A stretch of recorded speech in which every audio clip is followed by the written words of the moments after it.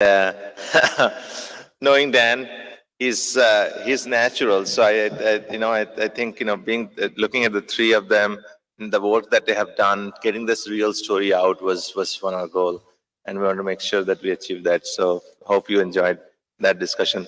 This again, talking about the next generation talent cannot be without talking about what do we want to teach and train them, right? Because it's us, it's our community of leaders and doers.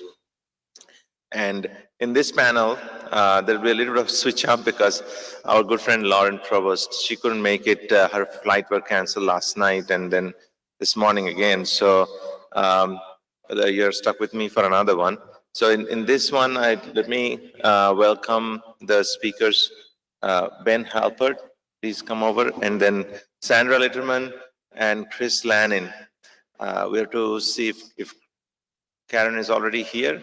We'll check her in. But let's get started. I think give a couple of minutes. You can come upstage, get seated, and our friends here are going to get this session online.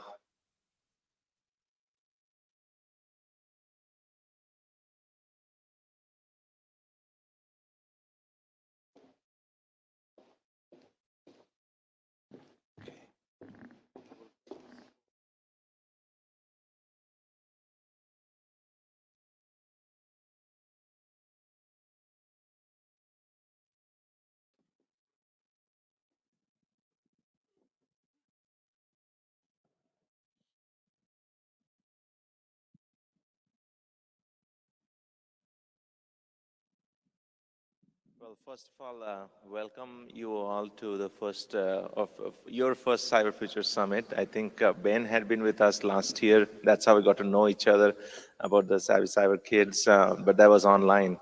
And I'm so glad to have you in person, Ben. Thanks for coming. Thank you very much. Sandra, Chris, thank you for sharing your, your proposal with us about that. This fit perfectly. I can tell you, like this was as if all the pieces of the puzzle were coming together. I think that's what we love about getting together. We are not a event organization. We are a think and do tank, and the do more than the think part. And looks like there have been other pieces that have been thought out, very well thought out, in the last few years of the work that we are now getting to see. So thank you for joining us and welcome to the Cyber Future Summit and our foundation. So let's do a quick introduction. Maybe Chris will start with you and your background and then go to Sandra and Ben. Hi, my name is Chris Lannin, and I work with Dark Enterprises. We are a very small, women-led company, but we are out trying to pioneer and make strides in cybersecurity. So we work with a number of different grant projects. One of our main projects is called Teach Cyber, and that is a curriculum written for educators by educators. And it's available on teachcyber.org. Along with that, we've developed high school cybersecurity guidelines so that when teachers are ready to teach cybersecurity, they have something that they can rely on and use. It's Creative Commons licensed, so anyone can access it and download it off the internet. We're working with a number of other different projects. One of them is assessment guidelines to go along with the curriculum, and then a project called Cyber Supply, where we're figuring out how many students are actually being exposed to cybersecurity in their states. So thank you for having me today. I'm excited to talk more about cybersecurity education.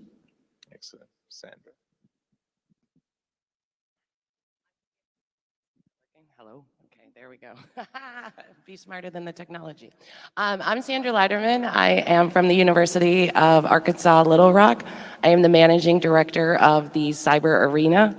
The Cyber Arena is a cloud-based training platform for cybersecurity education.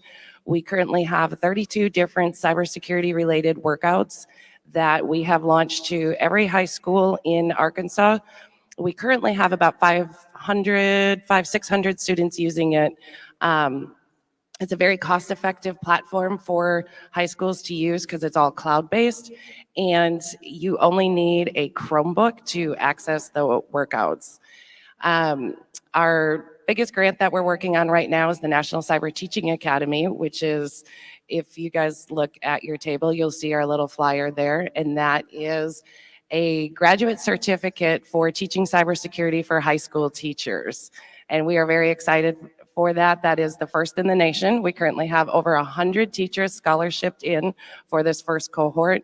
So by the end of 2023, we will have 100 high school teachers nationwide ready to teach concurrent cybersecurity courses in high school. Great, Ben, so that's fantastic. So Ben Halpert, founder of Savvy Cyber Kids. I've spent over 2 decades in the cybersecurity industry, and in 2002, I decided to take what I learned from being in industry and started calling up schools and saying, hey, can I, talk to groups of your parents? And they said yes, and so I started going into schools and telling parents, like, these are the threats that your kids are up against every time you put them behind a screen, and this is what you need to do to make sure they're successful as they grow up with technology in their lives. Did that for about 5 years, decided I needed to do more based on what I was hearing every time I went to a school, and I founded the 501c3 nonprofit Savvy Cyber Kids in 2007.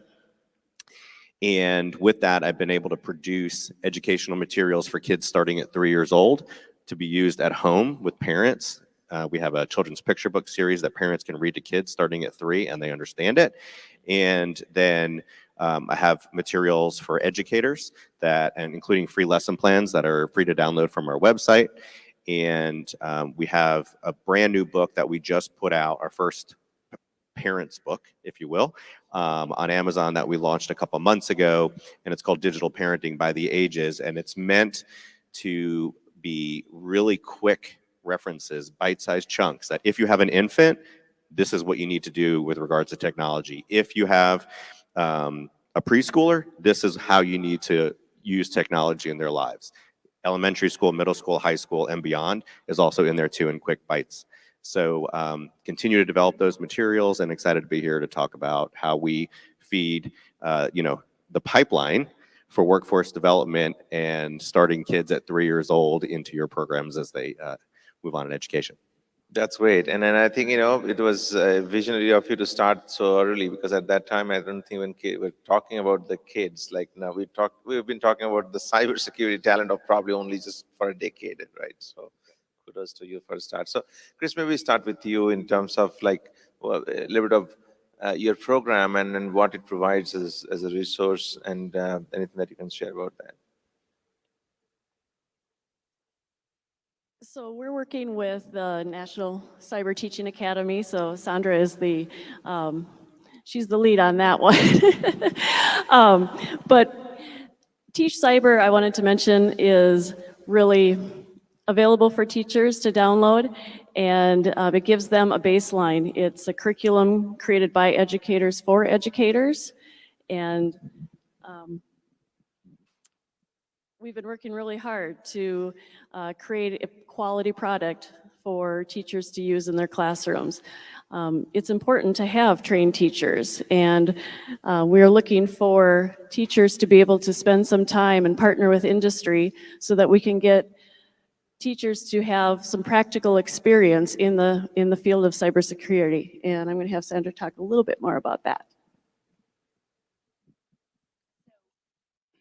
One of the programs that I worked with prior to coming to the cyber arena is called Strive, and it's a STEM program for teachers. And we would take Arkansas teachers and place them in different STEM businesses across the state for a 6-week summer internship where they could really learn the skills of that business, what's required, and then be able to take that back to our classroom. So the practicum for the National Cyber Teaching Academy is based on the program that has been in existence in Arkansas for the last 20 years and has been very successful.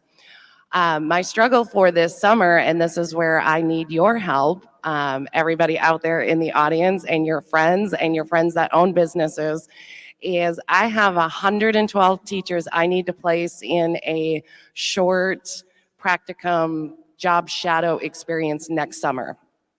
And we don't expect it to be sustainable at 100 teachers a summer, although I would love it if it were. It will probably be down to about 30 the summers after that. But if you are interested in helping out, what we want is just our teachers to shadow you for a few days, or if there's a project they can help you work on. But basically, if we get our teachers out in industry and they can see what actually happens, that's valuable information that they can take back to their classrooms, to their students, and it gives them just a little bit more knowledge and authority to talk to their students and be able to say, no, I worked there. This is what it's like. And these are the things that you can do, or the places you can go with careers like this. So it's just building that real world experience. Well, I think, that's the whole teacher angle is such a new consideration, though it shouldn't be, right? We talk about getting K through 12 engaged, getting even, the building the whole continuum, but who's going to teach and train them, and how are they getting trained? I think that's the one thing that we as an industry have to, dig into with you as a resource. So I feel like this is a part of the parent-teacher conference with Ben being the parent on the parent side, getting the kids ready at home, and Sandra and Chris here getting the teachers ready to take it on. So Ben, talk a little bit about your program and what you have learned so far, and what would be those lessons that you can share with the parents amongst us, right? Yeah, so I'll start with the educators. So I've been going into school since 2002, 20 years, which is kind of crazy. And every time I walk into a school, educators tell me what they need more of without me even asking, right? Because I talk about certain things, they ask questions, we answer, and so everything that I've developed and that we publish through Savvy Cyber Kids is a result of a request from an educator or a parent. And one of the things that I've heard so many times is that there's a lot of materials that are out there, but they're not actually designed by the people who have to implement them in the classroom. And so what you're working on for educators, by educators, is amazing, because there are organizations that have been doing this for a long time, but they're not focused like that. They have a different focus, and the product that they produce is not as usable in the classroom, is what the teachers tell me. Sure. And so I took, those comments back, and we created our lesson plans based on that feedback. We have another set of lesson plans that we're going to be developing in 2023 based on additional feedback that we've heard too, that teachers, especially for early childhood education, lower, upper elementary, and middle school, they know they need to be teaching these skills. They don't know how to do it. They don't know how to integrate it into the curriculum. And they want to be able to have something that's like plug and play, right? Mm-hmm. So we're developing lesson plans where it's the students, it's self-guided, they do it, they prove through the activities that they understand the concepts, and they provide that to the educator. And the educator can then choose whether they want to bring up some more group discussion about it as well, but make it more actionable for an educator to be, to be able to do that, right? An early childhood educator is not getting training on cybersecurity and how to teach it. And right. So that's what we're focusing on for 2023. And from a parent's perspective, the most interesting thing to me from a parent's perspective is that parenting is really hard, right? Like in general.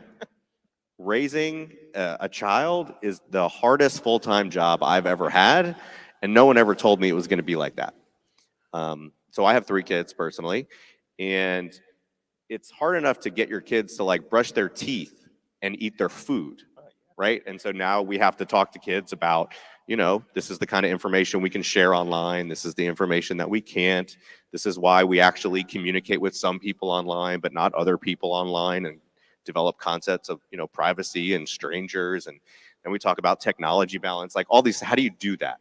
And so that's why we developed an array of materials that parents can use in their homes, and made it so easy to use. And so one of the things that we developed for parents is a technology contract. And so, there's a lot of the contracts you could just like download and print out that are online. And so the feedback we heard was, I mean, it's great, but they're static. You can't do anything with it. So we put up a free customizable technology contract, and it has a list on there. It's called a technology pledge on our website, savvycyberkids.org. And you can, and there's pre-selected, like I won't share my passwords with other people. It was like one rule that you could talk about within your family, right? Or I will always know your passwords from a parent perspective, right? As a child grows up. And you can select which ones are appropriate for your child. We suggest doing it with your child at home. But then it gives you this short list of what's appropriate for you and your family in that current situation. But then the idea is to go back 6 months later, 8 months later, a year later, and redo the list, because your child's going to grow, your child's going to mature, things are going to change. You can't use static lists. And so we have that on our site. We have no idea who's using it. We just put it up there. You enter an email address and it sends you your consolidated list. Plus there's a free form field where you can add your own to make it truly customizable. And so we keep developing materials like that based on the feedback we receive. That's wonderful. I think, I have a bunch of follow-up questions, but I'll come to Chris and probably just talk about, this is my perspective as a cybersecurity, practitioner for about 22 years now. Our industry is extremely complex. It's not just technical. There are so many nuances about it, and there are certain things that get really publicly discussed, and technology threats, cyber talent hunting, all that stuff. How do you choose? Like so far, how do you choose what to train and where to focus the educators? The content. How do you drive the content? Well, first I want to piggyback on Ben's, and that is such a great need. And, many of us who are my age, as you're growing up, cybersecurity, you never heard of it. And now when we're talking about making sure our 3-year-olds know about cybersecurity and how to handle it, it's quite the pipeline that we're trying to build. It starts in the workforce and it's trickling down into the families. And we have quite the task ahead of us. How do we get everybody educated in this field, from the little ones to high school, and keep them interested in to solve our cybersecurity problems? So our company does a lot of research, and one of our most recent projects that we're still in the works with is called Cyber Supply. And we've collected data from 11 different states, focusing on where the cyber supply pipeline is. So we just completed our research with Texas, and this may come as a big shock, but Texas is big. Let me just let that marinate for a minute. We'll have to carry that sink in like Elon did last night going into Twitter, right? Let it sink in. Just let it sink in. All right. You have 5 million students in your state that you are influencing, and that is a big task. And as we were doing the research into what courses your high schools offer, is it computer science? Is it IT? Is it cybersecurity? You guys have pathways created, and you really are getting things right. Compared to many of the other states, you have a handle on what needs to be done. However, when the mayor said we can't sit on our laurels, he really hit the nail on the head. It's time to keep moving forward and figuring out what the next steps are. One of the shocking statistics that I wrote down from our research was that nationally, only 16% of our students are would have access to a cybersecurity course in their high schools. Texas does a little bit better of a job. You're at 18% according to our research. So there's still a lot of growing that needs to happen. And we will just keep working on different research projects. We just wrote a grant to partner with UTeach in, I believe they're in San Antonio.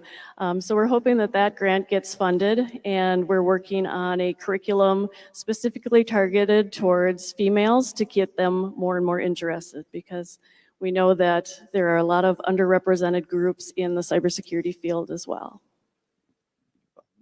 That's great. I think the comparison of a big state with a large number to a state, say for example Arkansas, quite diverse, and we touched upon this topic yesterday with your colleagues from the State Department of Education in Arkansas.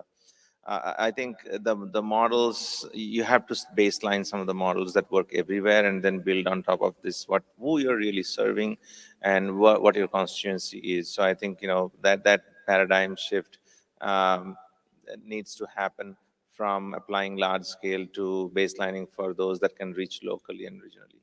Sandra, any of your thoughts you want to add to this?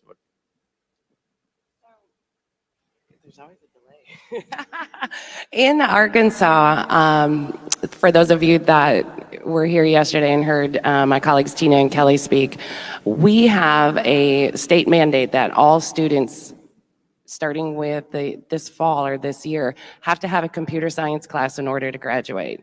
The cool thing for us is that cybersecurity counts as a computer science class.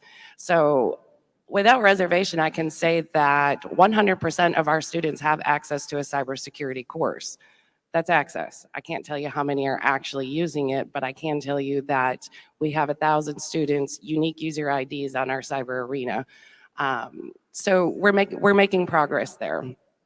And the next hurdle to get more students actually taking the course is to get the teachers trained. And that's primarily my focus, is to bring more high school teachers in so that when the students have all been exposed to Ben's curriculum all the way through and they know their security issues, now they're in high school and they take the really cool classes. And then when they graduate high school, they find a pathway, whether it's a certificate program, 2-year degree or 4-year degree, into a cybersecurity career. And how do you see, Ben, that translating into teachers that you are interacting with? I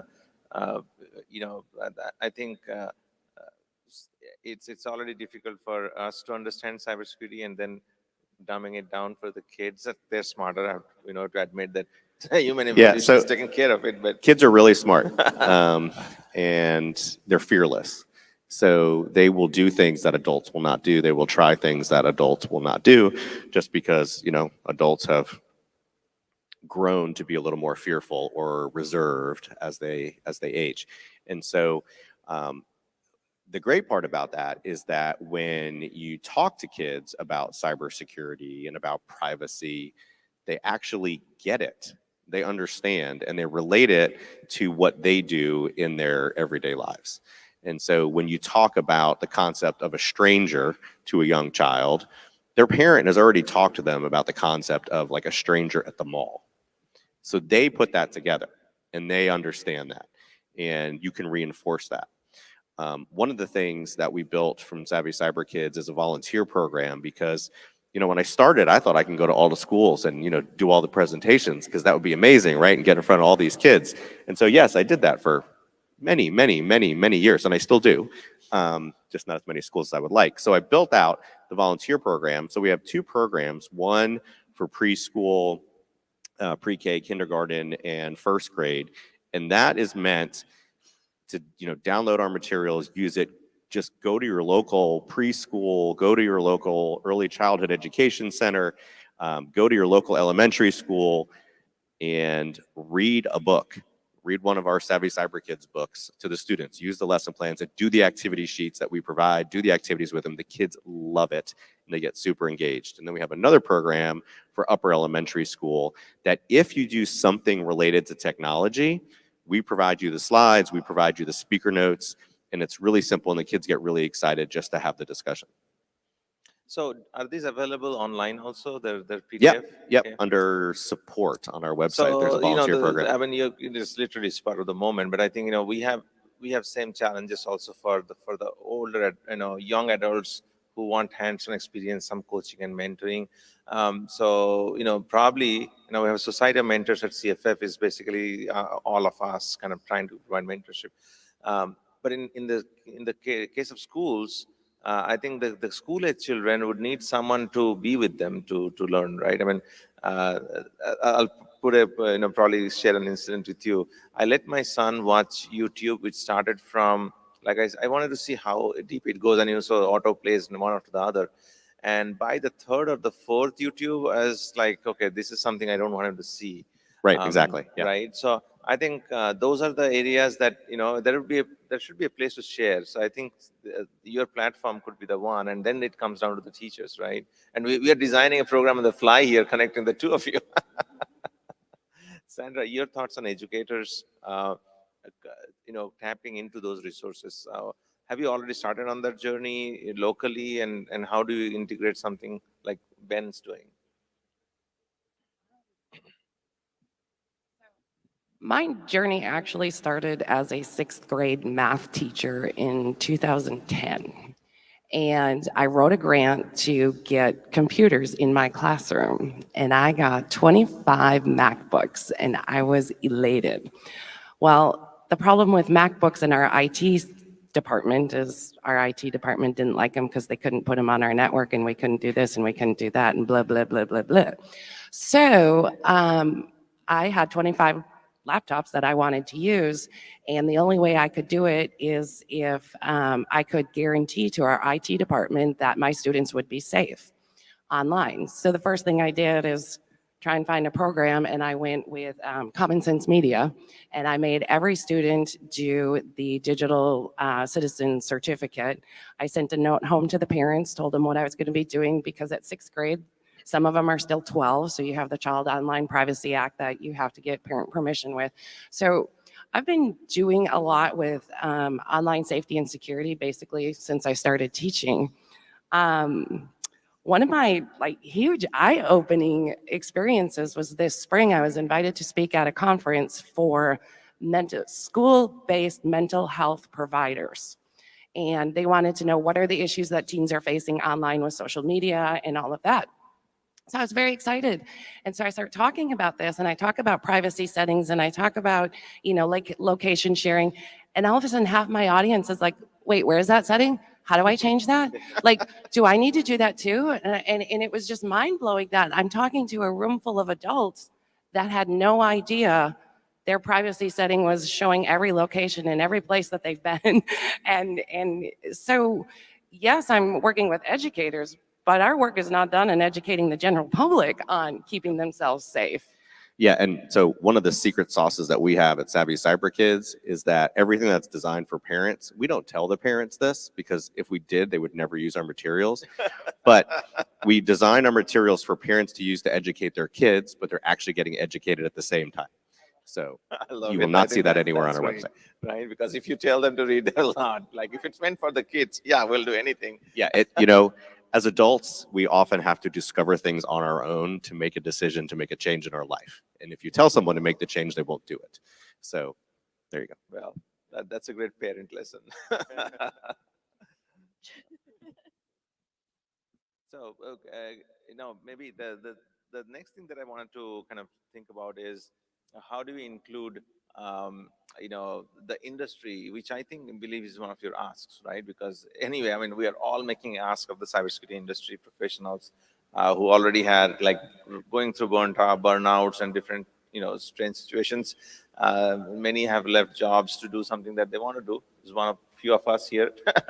But what is your ask for the industry professionals? What is your model, and what kind of commitments do you want from this industry professionals to make sure the educators are getting rightly oriented? So the program is developing. So I don't have a set model right now. I have one company that has, they're a nationwide finance company. They have 4 different divisions of cybersecurity. They're going to take 8 students total, 2 with each person, and they're going to let them job shadow for, I think, 2 to 3 days at a time, and then they're going to rotate them through.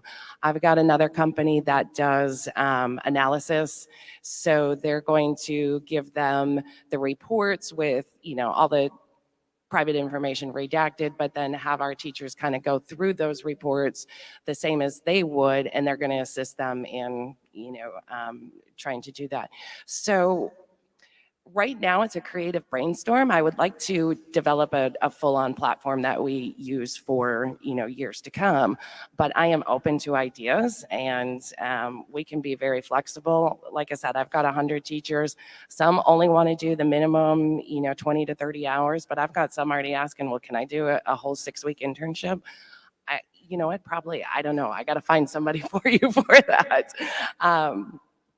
So my ask is that if you think you want to participate, fill out our survey, and then we can schedule a meeting, we can brainstorm, we can talk about it and see what we can provide, what you can provide, and how we can make that plan happen.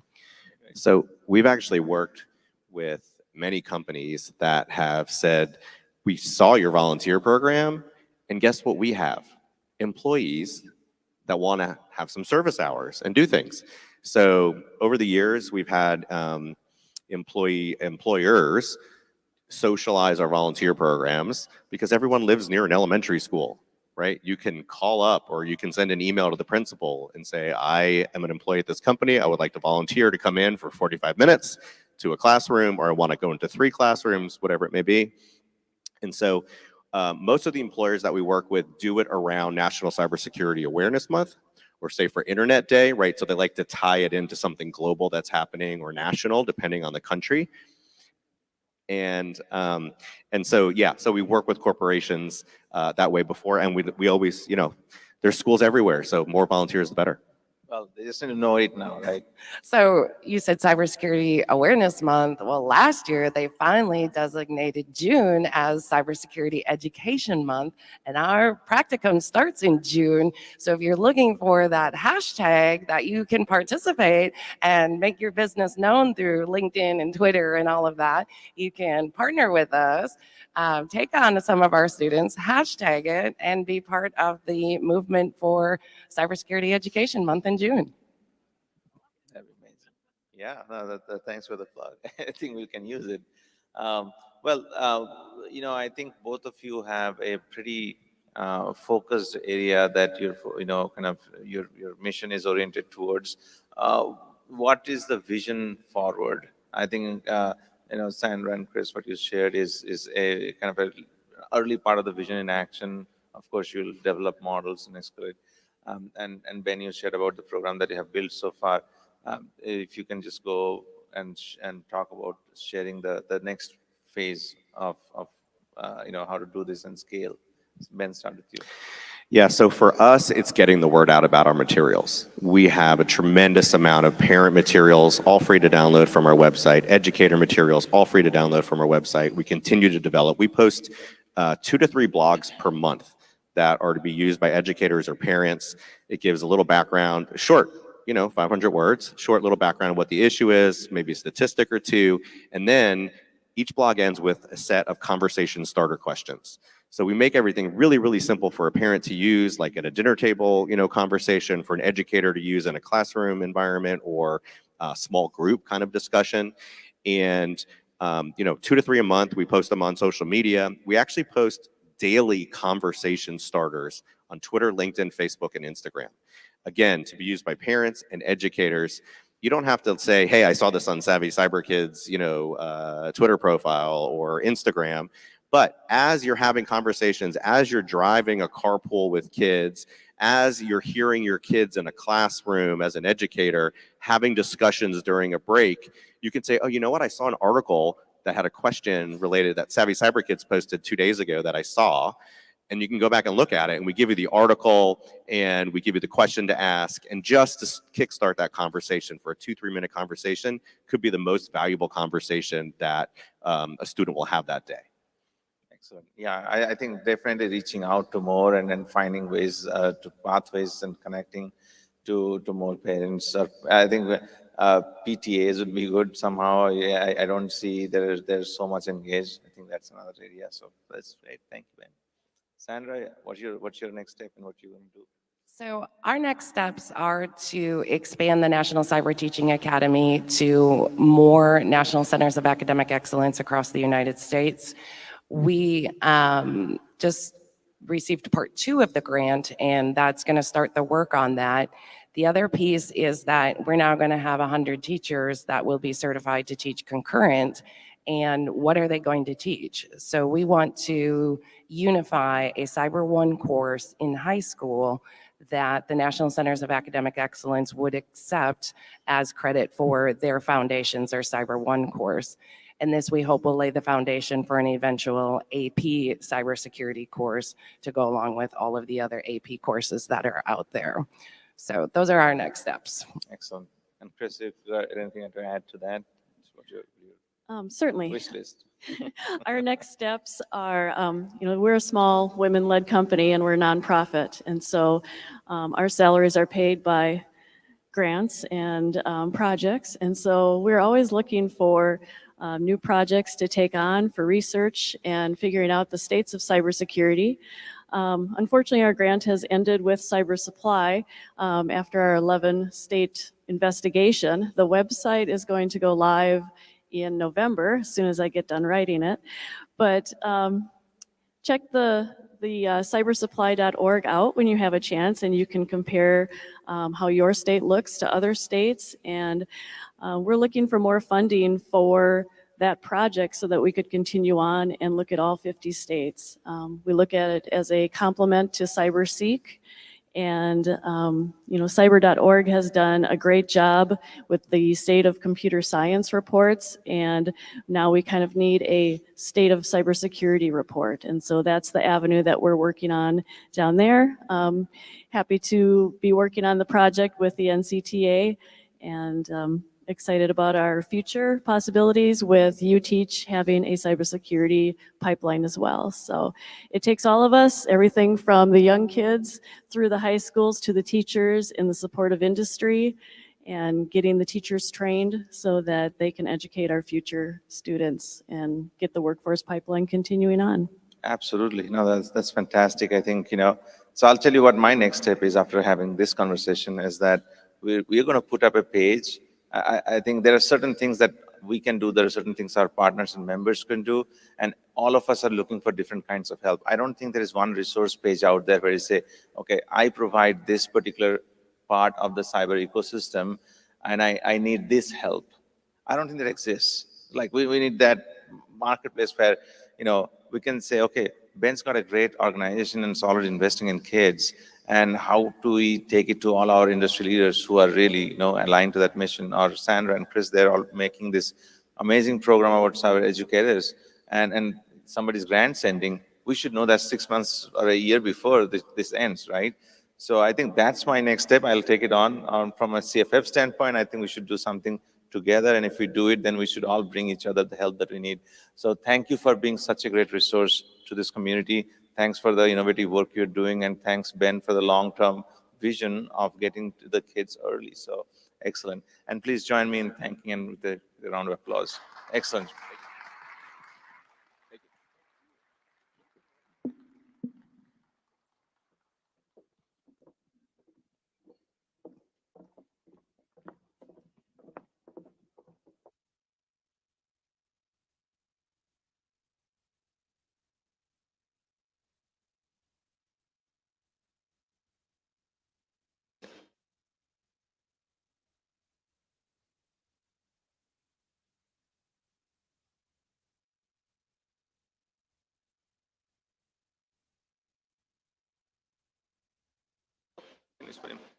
So after this, there is some local treasures that we want to share with you, and to introduce a special friend and a special guest, I'll invite up on stage my special friend, Catherine here, who's the reason I think you should know why we are in San Antonio. San Antonio has always been a place that I always admired about cyber, but I always looked at it in terms of the business association I had. I'd never knew the kind of deep ecosystem that it had, but only for Catherine. So I'll invite Catherine up to stage to come up and introduce the rest, introduce Joe and his team. Okay.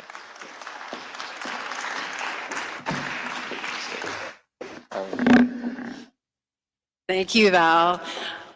For many of you might know, I've had a keen interest / obsession with